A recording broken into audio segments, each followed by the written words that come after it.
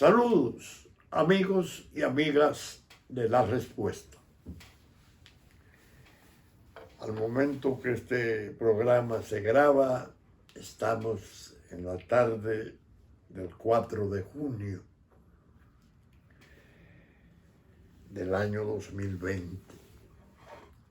Tenemos más de 3 meses sometidos al confinamiento de una cuarentena, como es sabido por todos, con la condición mayor de que se trata de un trastorno de escala mundial. Lo que está ocurriendo aquí ha ocurrido en Europa, en Australia, en Asia y en Norteamérica y Sudamérica, y ha sido un fenómeno, un verdadero ataque a la salud del mundo. Los muertos, se dice ya y se hacen los cálculos, suman más que los muertos de 2 guerras en Estados Unidos, la de Vietnam y Corea. Sumados los demás muertos, estamos hablando de alrededor de 500,000 de muertos en el mundo. Todos, de consiguiente, hemos estado sobrecogidos, esperando que este azote decline y termine. Hay noticias agradables, aunque lo nieguen los técnicos, parece que de algún modo el clima tiene algo que ver, porque ha habido una declinación considerable en la letalidad en Europa, donde fue tan duro, tanto España como Italia, Francia, Alemania, se está sintiendo. Estados Unidos, de su parte, también ha tenido una baja en su letalidad. Pero es un tipo de ataque viral, el COVID-19, hecho pandemia, con una capacidad de mutación y de contagio que no respeta edades, aunque tiene preferencia por nosotros los mayores de la cuarta edad, no indica que tampoco deje de atacar a los demás, y así lo hace, con menos letalidad. La República Dominicana tiene pues un enorme compromiso con su destino, porque atacada, bajo ataque, bajo asedio de ese quebranto enorme, los 2 planos de mayor capacidad opresiva y dañosa, el sanitario y el económico, están emparejándose en la cuestión de la suerte del pueblo nuestro, que lo resumen muchas veces con una expresión quizás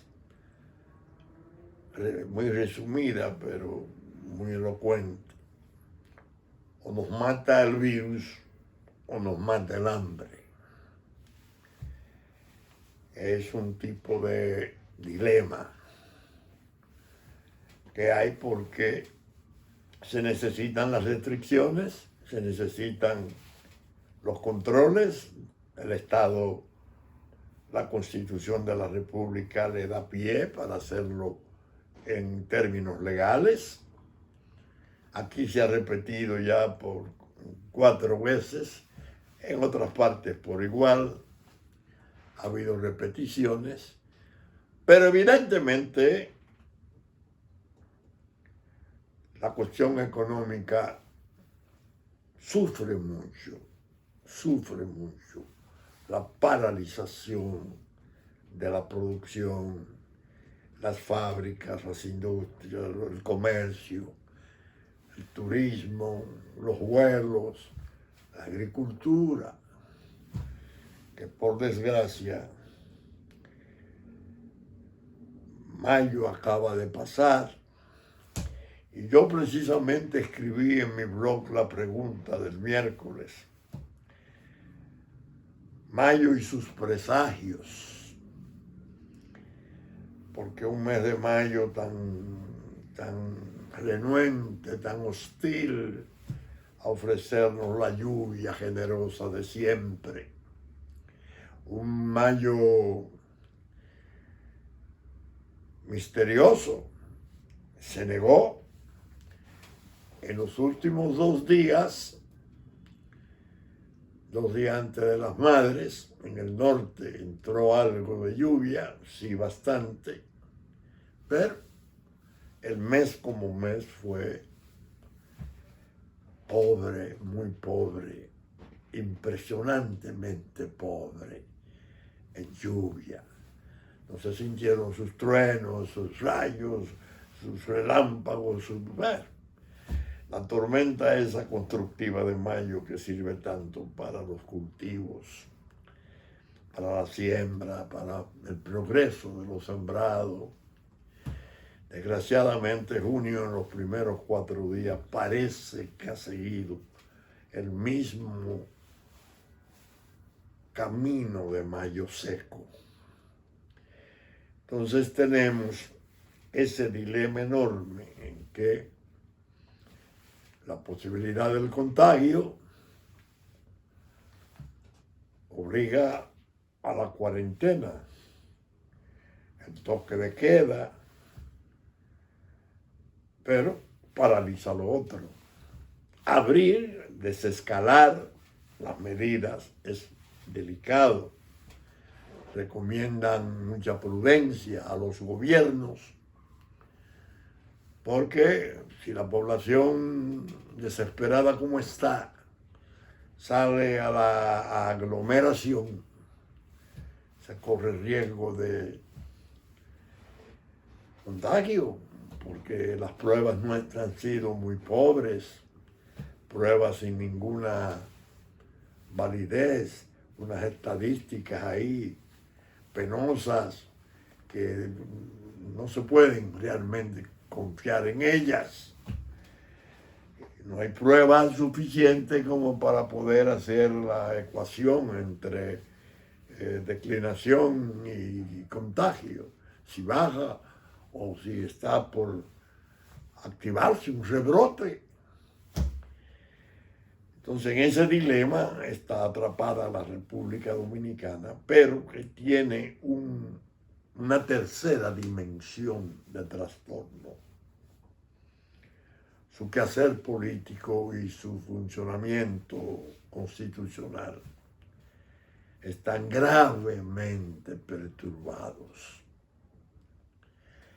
Se ha perturbado, vienen perturbándose sin la pandemia, hay que decirlo, desde octubre, con una experiencia fraudulenta en una convención interna del partido de poder, escandalosísima. Después vimos la prueba de febrero, que fue espantosa, todavía peor. Y el desastre de marzo, que finalmente terminaba votando un 38% de la población. Pero eso ha forzado los cambios de fecha. Y yo digo que el 5 de julio y el 27 tienen connotación funeraria, porque se van a morir muchas cosas que pueden afectarnos muy severamente por muy largo tiempo. En esa pregunta de este miércoles yo digo, que se está librando un duelo a muerte entre el dolo y la mala fe. El poder político obrado en una forma incalificable. Hubiese sido más honrado, más respetable, que se examinaran esas circunstancias y se llegara a un vasto acuerdo nacional para organizar ese proceso electoral en un tiempo en que ya puede estar distante la letalidad de la pandemia, del virus. Hubiese sido mucho más honorable, más serio, decir, esto no es posible. Vamos a diferir y vamos a diferir como Dios manda. El gran pacto político de consenso, limpiamente, se vencieron los plazos constitucionales, tenemos que irnos, hay que llenar ese vacío de poder y vamos incluso a trabajar en el diseño junto con los demás en el pacto político. No, se prefirió lo otro. Nos vamos con el 5 de julio. Hoy estamos a 4 de junio, a un mes de unas elecciones presidenciales y congresionales. Pero con 15 días todavía pendientes de cuarentena y de toque de queda. Una campaña política general de 15 días. Y mientras el poder político imponía, en virtud del estado de excepción, sus restricciones, su gente, libremente, en las horas de la noche, haciendo una operación nauseabunda. Algo que cuando eso se escriba y se examine y se someta a calificación, yo no sé dónde esos señores que han planeado esto van a poder vivir. Porque ha sido la muestra más grosera, más brutal del abuso. No ha habido nobleza, no ha habido altura. La equidad fulminada. Vamos a tratar de forzar en base del miedo público, el miedo social. Ya comenzó un ministro a hablar de que el peligro del contagio está ahí y que hay que tener mucho cuidado. Yo me imagino que cuando se vaya acercando el 5 de julio, ellos van a tener sembradores de pavor, porque lo que quieren es inhibir al pueblo. Y entonces trabajar las áreas vulnerables, famélicas, que ellos con sus capitales, vaya Dios saber, están sobornando desde ya. Una cosa realmente penosa, que muchas veces yo he sostenido, va a matar eso. Si se logra cumplir como ellos aspiran, la legitimidad de lo que surja. Y ese es un trance que más tarde que temprano termina en tragedia. La tragedia de la paz perdida, la tragedia del caos sobrevenido. Y es un tiempo muy sombrío el actual. Claro, la oposición está haciendo su esfuerzo. Por fortuna, las redes están cumpliendo un papel enorme porque la interconectividad de la población nuestra no era de otros tiempos. La gente se comunica, la gente sabe transferir, tiene amigos, tiene seguidores, y eso favorece la información. Pero el drama reside en que el 5 de julio el pueblo dominicano, se lo quiero advertir desde hoy, 4 de junio, tiene que irse a la calle a votar, a cumplir con el deber de votar para la elección de quienes habrán de gobernarle en los próximos años. No dejarse acobardar, no dejarse acorralar. Asumir el riesgo, porque todos somos hijos de esta tierra. Y si esto permanece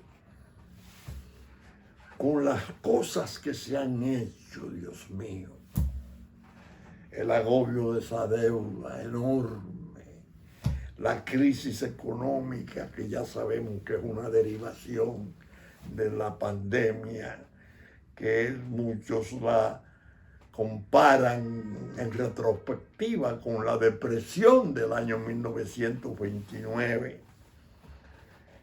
Si el pueblo descuida esa peligrosa coyuntura y se abandona, va a pagar un precio muy alto. Porque no solamente están las rectificaciones y las reivindicaciones y las enmiendas que hay que hacer a un montón de errores y de crímenes que se han cometido contra la República. Está eso pendiente. No solamente el problema de lidiar con la crisis, ir al fondo, acogernos a las moras internacionales, declararnos en default por fuerza mayor. No. Están los problemas de los daños que la República ha recibido en su soberanía, en su nacionalidad, en su identidad. El trastorno de la frontera física prácticamente borrada. Es el futuro. Si se queda lo que hay, ¿qué va a rectificar? Al contrario, va a ahondar el problema.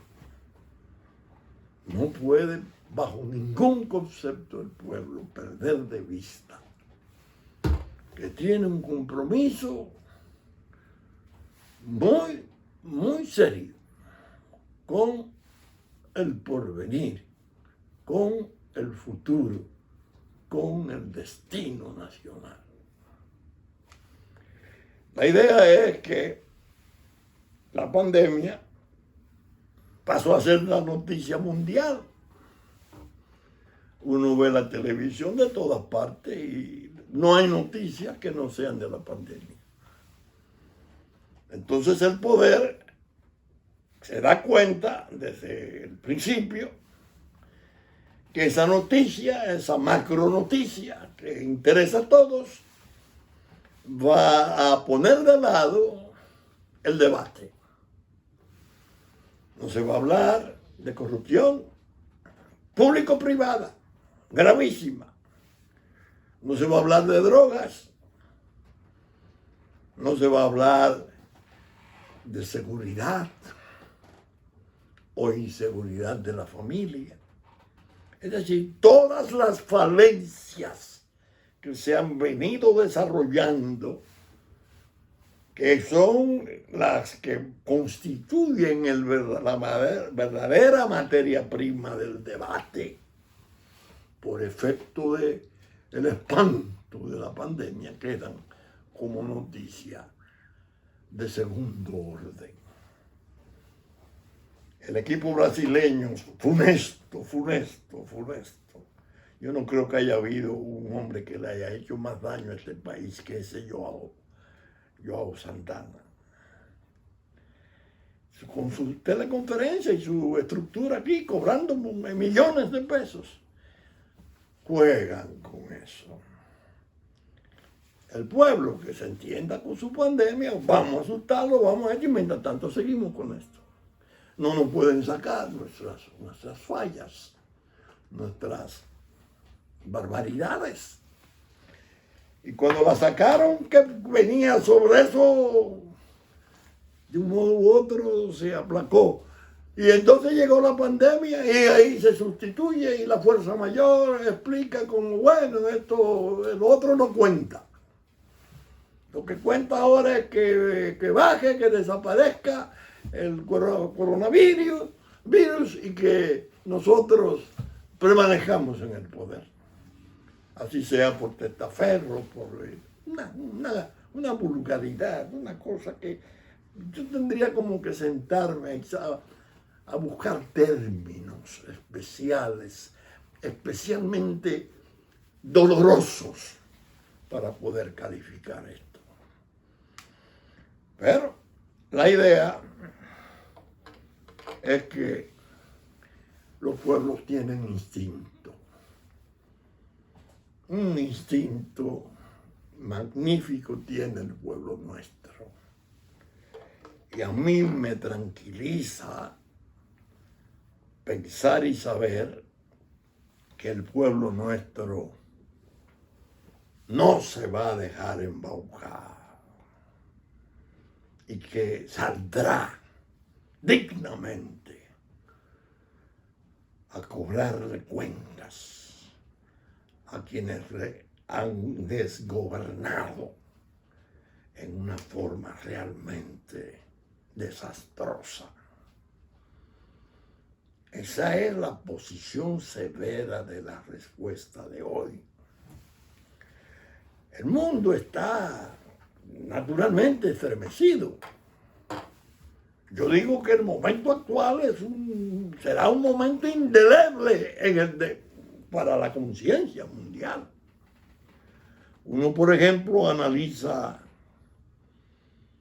la situación de Estados Unidos y se da cuenta de que ahí hay un proceso de división tan agresivo, tan peligroso,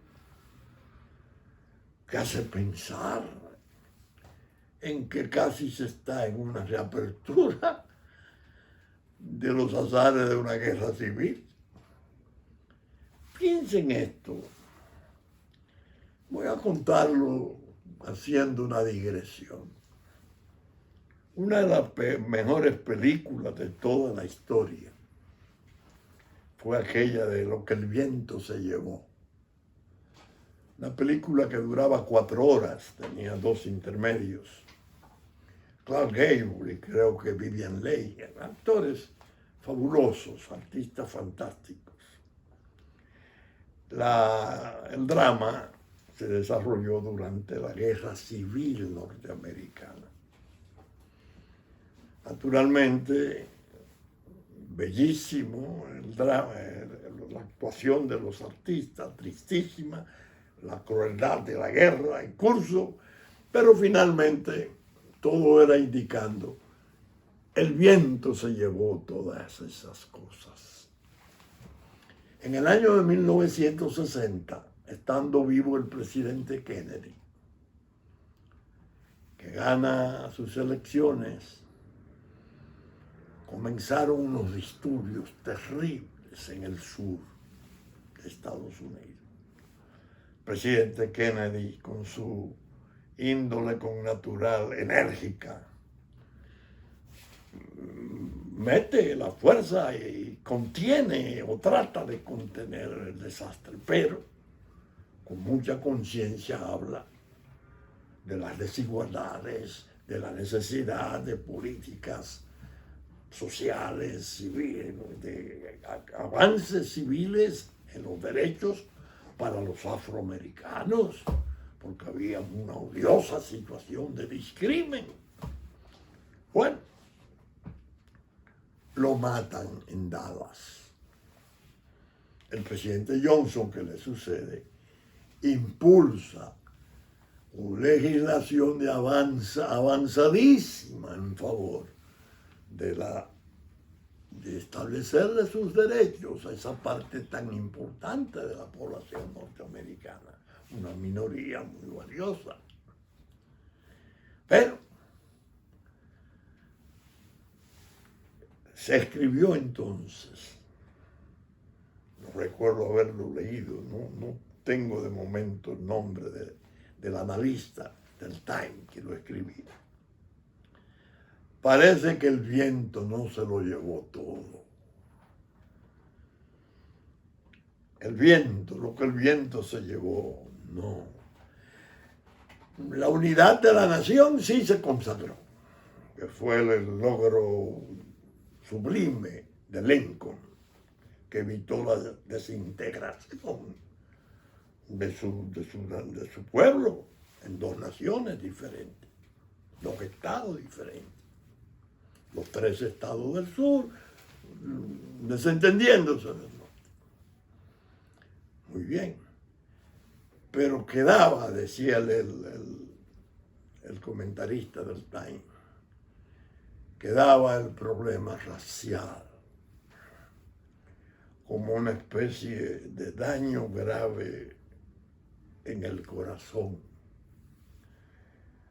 por rencor,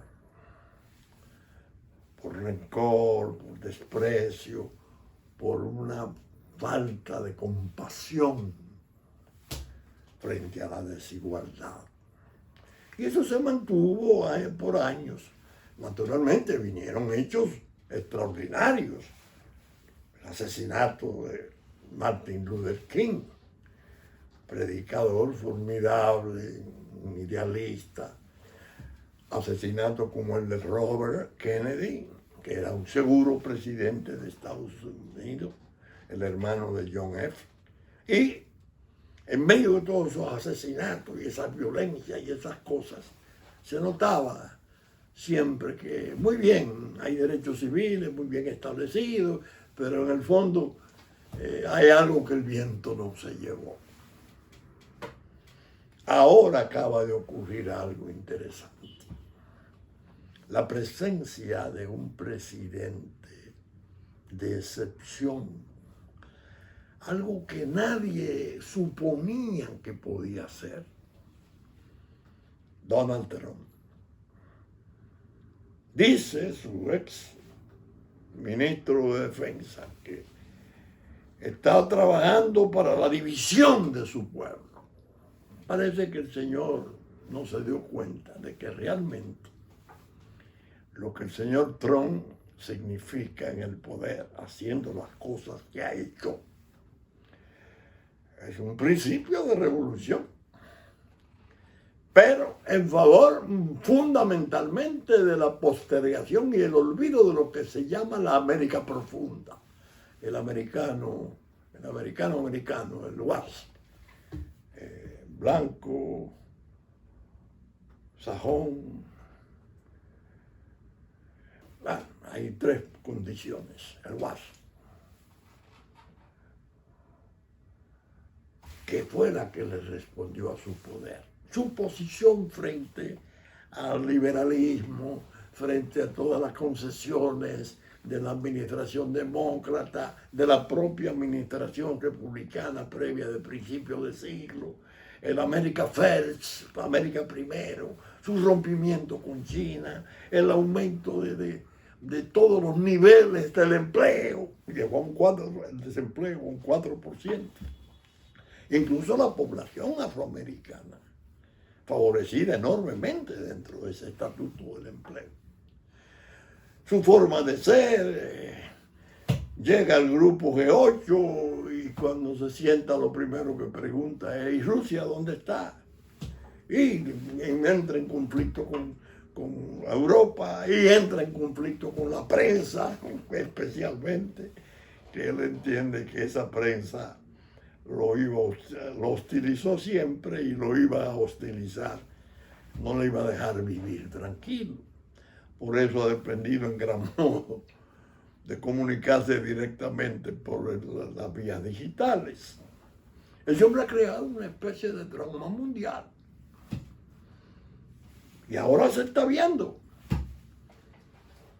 Él dice en un momento, con motivo de la pandemia, esto es peor que Pearl Harbor. Y yo creo que sí. Y peor que las Torres Gemelas. 1000 veces más. Porque los daños que ha producido, primero son de escala mundial y a Estados Unidos le ha llevado a una situación de prerruina de su economía, que él tiene la ilusión de levantarla y refomentarla para que comience desde septiembre a despegar. Ya comenzó a tomar medidas, boicot y castigo para las compañías que pacten con compañías propiedad del ejército comunista chino. Aranceles, es decir, hay una situación mundial explosivísima. Yo pienso que Dios misericordioso, como siempre, de algún modo desaprobaría que se produzca algo que en Estados Unidos, desgraciadamente, ha sido una especie de impronta. Matan sus presidentes. El ejemplo máximo, Lincoln, el santo de la libertad. 5 o 6, hay gente esperando eso. Pero entonces viene la complicación de que las violencias que hay en la actualidad no son de la misma calidad y naturaleza de las de los años 60. Porque ahora está el ingrediente político electoral envuelto, está el Partido Demócrata, que se ha quedado propiamente muy empobrecido en el liderazgo. El talento de Bill Clinton desapareció, los problemas de Sanders, que no lo prueban por sus condiciones socialistas sinceros, Biden, que tiene al parecer dificultades, según dicen, y están en baja. Entonces las manifestaciones de protesta son multiétnicas. Pasan cosas ya sintomáticas. Dallas otra vez. Un francotirador, que no es Oswald, el de Kennedy, matando a su presidente, mata 5 policías blancos en la protesta. Iba pacífica, como francotirador, y hiere creo que a 6 o 7 personas más. Habían matado a 2 jóvenes afroamericanos y cuando se enreda a tiro con la autoridad que llega, grita y dice: yo estoy harto de que sigan matando negros. Pero es un joven que estuvo peleando en la guerra de Afganistán. Es un veterano de sus ejércitos. ¿Cuántos hay en Estados Unidos con esos traumas y esas ideas? Es decir, que yo hago ese repaso de la conflictividad norteamericana, porque hay una evidente influencia, una interrelación cada vez más densa entre la suerte nuestra y la suerte norteamericana, porque tenemos 1 millón de dominicanos allí ya establecidos. Tenemos familias norteamericanas por cientos de miles nacidos allá. Y estamos viendo cómo se van oscureciendo los caminos. Ahora mismo se examina la situación de China, Hong Kong, China, Taiwán. Y el que la lee a fondo y atiende a los analistas verdaderos, no deja de engrifarse. Puede venir cualquier situación de conflicto mayor. Es decir, que nosotros, desgraciadamente, estamos confrontando los peligros ciertos y los daños reales que hemos sufrido de la pandemia. Estamos conscientes de que la economía va a permanecer, si no paralizada, muy dañada, muy afectada.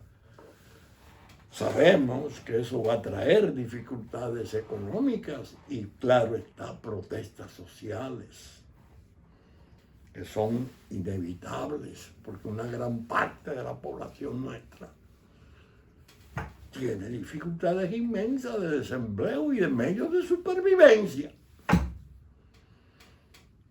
En medio de eso, elecciones. ¿Quién debe ser presidente de la República Dominicana el 5 de julio o el 27 de julio? Aquel candidato que tenga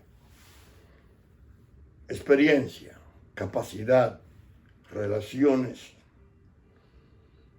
y la índole probada, serena,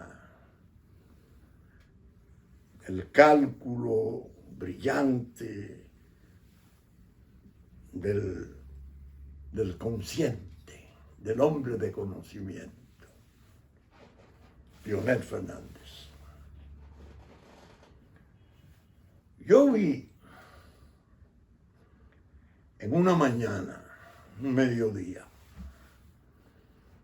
a ese joven siendo presidente. Yo estaba detrás de la silla donde él estaba sentado.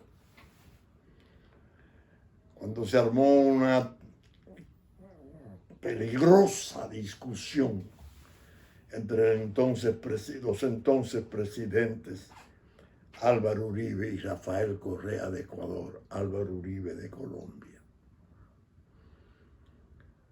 Yo realmente no tenía una idea de que en esos niveles, en una reunión que había de seguridad de América Latina, lo que se estaba diciendo ahí, ya los tanques y las tropas movilizadas para la frontera de Ecuador habían matado a un dirigente de la FARC en territorio ecuatoriano.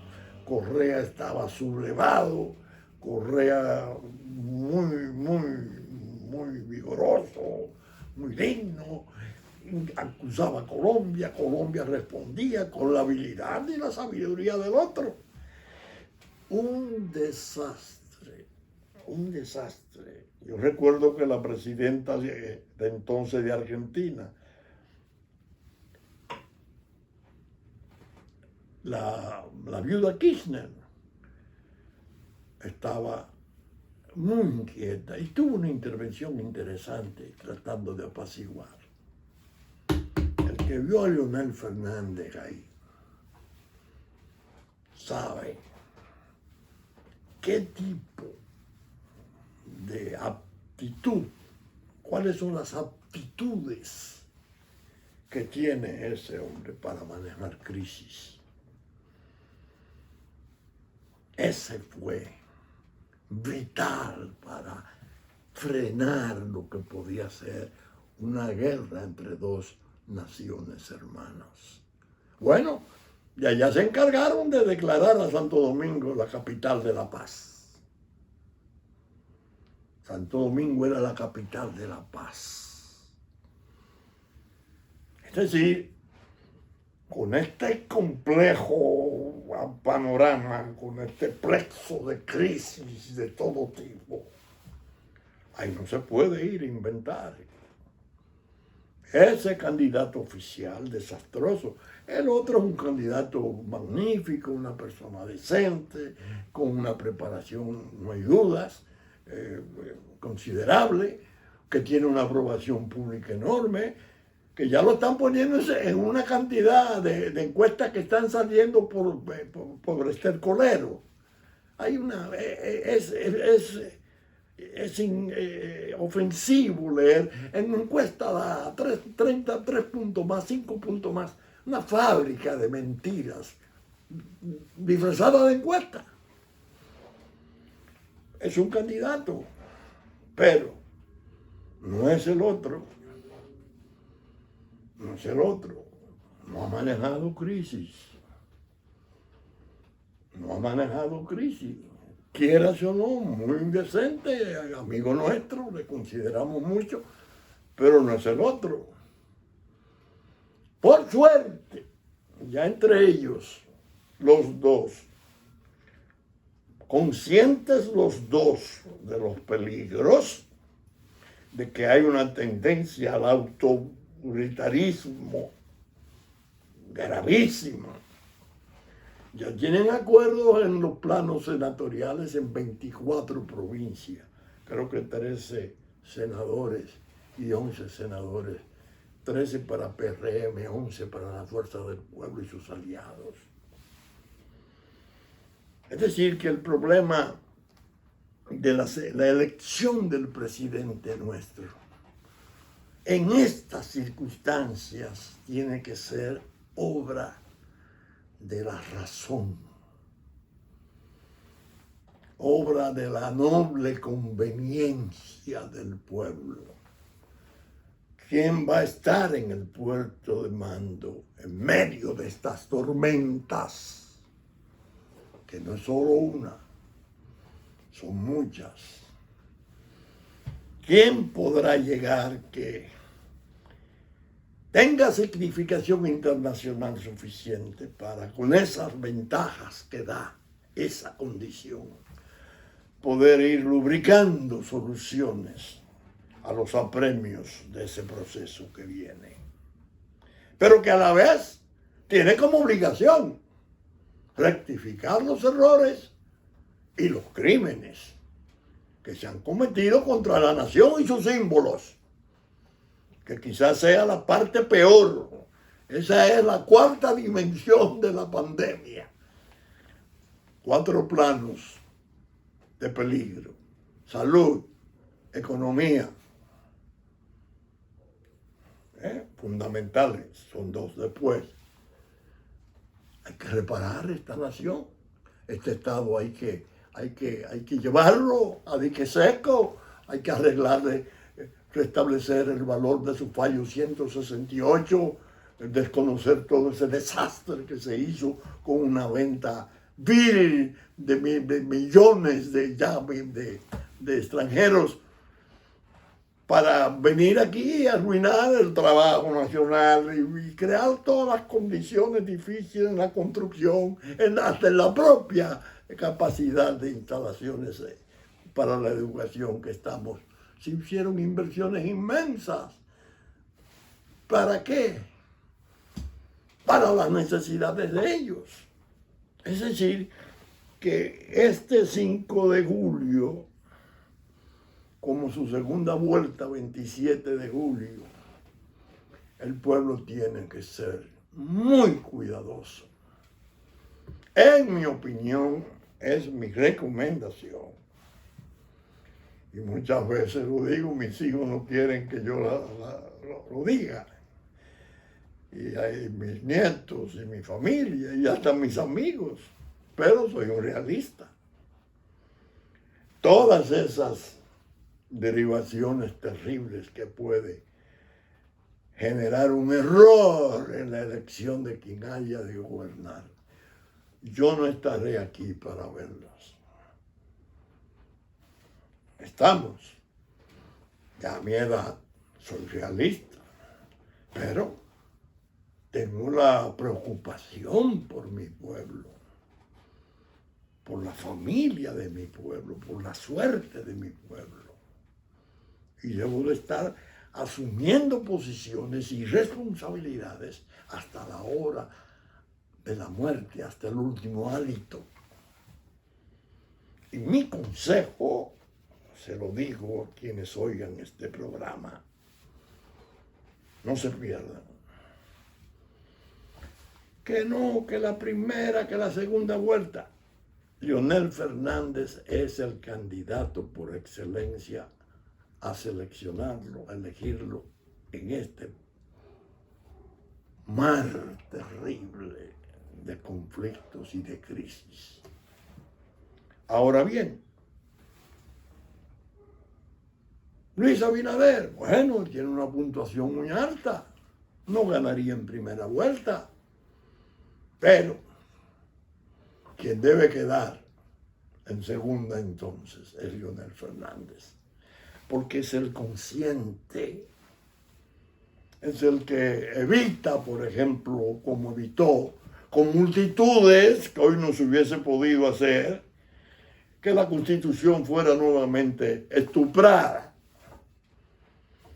Las multitudes que ellos dos en manifestaciones diferentes hicieron frente al Congreso, la presión y la ayuda del poder extranjero que tenía una visión delicada sobre un tercer periodo por reelección. Ese es el candidato. En todo caso, que quede en segundo lugar significa que sale del poder esto que está ahí y no llega esto que proponen, por Dios. Yo le hacía un ejercicio a uno de mis amigos que me oía hablar sobre eso. Digo, ¿tú te imaginas el desastre que sería para el país? Que por una de esas barbaridades de la historia, Gonzalo Subiera resultar electo. Y a los pocos días, a las pocas semanas, el aparato judicial de Estados Unidos, que no es controlable, demande su extradición al presidente electo. ¿Usted se imagina eso?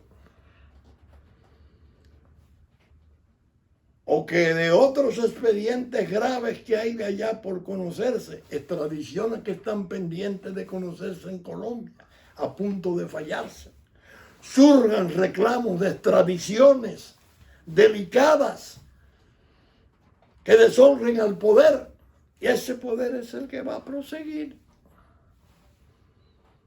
¿Ustedes se imaginan el grado de debilidad que eso le impondría a la República desmayada, rota su coherencia, desorientada?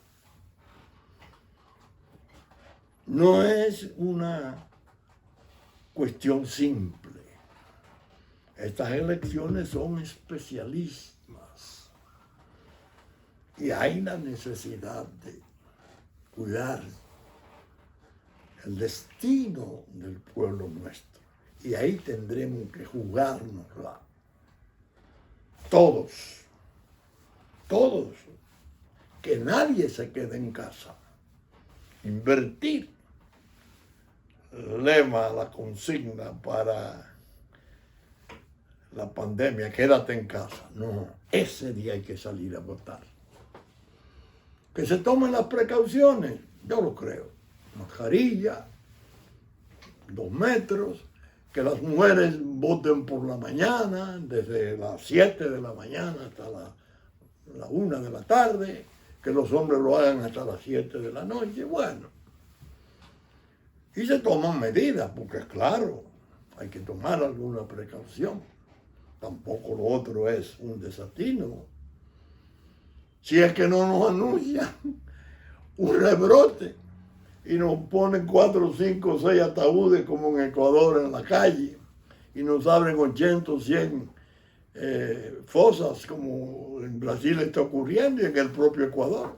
Porque entonces sí se arma la de uno no entender qué va a pasar. Habría que aplazar. Y si no se aplaza, muerta la legitimidad, a partir de ahí todas las aventuras vendrán. Que yo las resumo en la expresión esa. Yo le decía que hubo un presidente en Ecuador brillantísimo, Velasco Ibarra, que era un gran orador, y fue 4 o 5 veces presidente. Lo derrocaron cada vez, no terminó un periodo y volvía. Y entonces lo que decía, búsqueme un balcón. Porque desde el balcón el orador era presidente seguro. Entonces yo digo muchas veces, si cometen una atrocidad, óiganlo, 10 barrios de pueblos importantes de la República sublevados y un sargento, que no tiene que ser de apellido Batista, para no tener que complicarnos con el sargento Batista de Cuba. Un sargento, que es una forma de decir, no es la oficialidad, no es el poder, no es el mando, no, es el pueblo. El pueblo se revela. Y a los barrios que llegue un grado de inconformidad y protesta, como para levantarse a imagen y semejanza de lo que ocurrió en abril del 84. Uno que aparezca, síganlo, se generaliza un gran desorden y es una desgracia nacional, porque se pierde la paz, se va al desorden, a la guerra, se va al caos, sin que uno pueda controlar cuánto puede ocurrir como daño. Es decir, que vamos a ver en lo que nos queda de aquí a las elecciones, si volvemos a sacar, después que cese la cuarentena, la respuesta electoral. Como ustedes recuerdan, salía todos los días en el canal 22 y veremos qué cadenita podemos formar. Porque tenemos muchas cosas que decir, simplemente estoy adelantando aspectos de los riesgos y de las conveniencias, porque tampoco quiero convertirme en un catastrofista, no. El pueblo tiene en sus manos cómo decidir y debe dar una lección que lo elevaría enormemente ante el respeto y la consideración de los pueblos del mundo. Ustedes se van. Vengan, estos dos son elegibles. Bueno, una segunda vuelta que decida el pueblo. No persistirían los factores de ruina y daño que el poder político ha estado tramando. Saben ustedes, amigos, que esta es una respuesta muy informal. Mi chaqueta azul, mi polocher verde, dentro de la coalición con la fuerza del pueblo. Y que estamos saliendo, grabando jueves para salir en YouTube y el canal 22. Y otros canales del interior que ya he sabido tienen interés de subirla, que tienen perfecto derecho los amigos que lo han venido haciendo desde siempre. Porque la respuesta no se puede callar. Callarse en estos momentos sería pecado mortal, porque grandes son los peligros. Vamos a guardar los días que pasan a ver cuáles sorpresas nos pueden traer. Decía yo en mi blog la pregunta, cuando un trabajador de la estancia María Virgen me llamó porque habían caído burro aparejado el 28 de mayo. Pero él no estaba como contento, decía, pero esto es un consuelo lo que nos ha dado mayo. Oh, si junio viene más avaro, ¿cómo no hacemos? No se apure, no se apure. Entonces yo le decía, repitiendo un verso improvisado de un genio de los nuestros, de las letras, que era Tomasito Hernández Franco, aquello de que al amigo que vino con la mala noticia, se fue asombrado de mi lejanía. Comprendió que ya para mí no hay ni buenas ni malas noticias. Con la gracia de Dios, esperamos estar con ustedes el próximo fin de semana. Gracias por oírnos.